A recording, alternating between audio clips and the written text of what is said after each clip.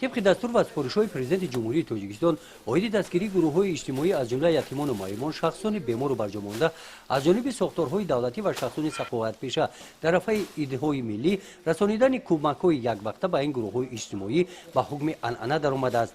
همین گونه عمل خیر و ثواب بخشیده به عید نوروز از جانب کمیته انداز نزد حکومت جمهوری تاجیکستان به خانه اینترنتی بیماری‌های روحی ناحیه واسع رسانیده شد.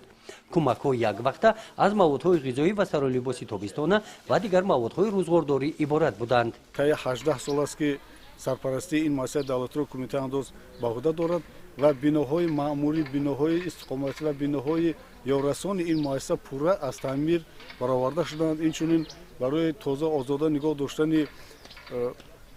گرد اطراف مؤسسه از جانب کمیته انداز همگونه یاری‌های عملی رسانیده شده بودند.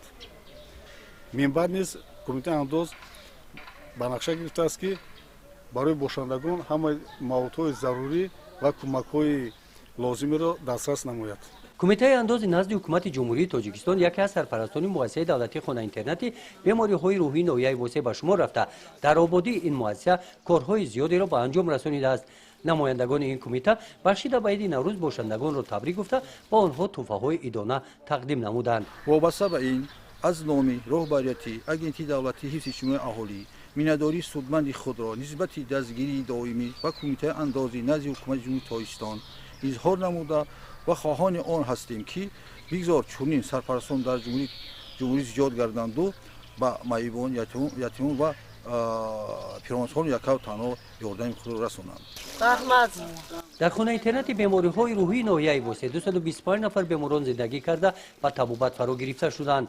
از دستگیری و غمخواری حکومت جمهوری تاجیکستان باشندگان خانه اینترنت اظهار منتداری بیان نمودند.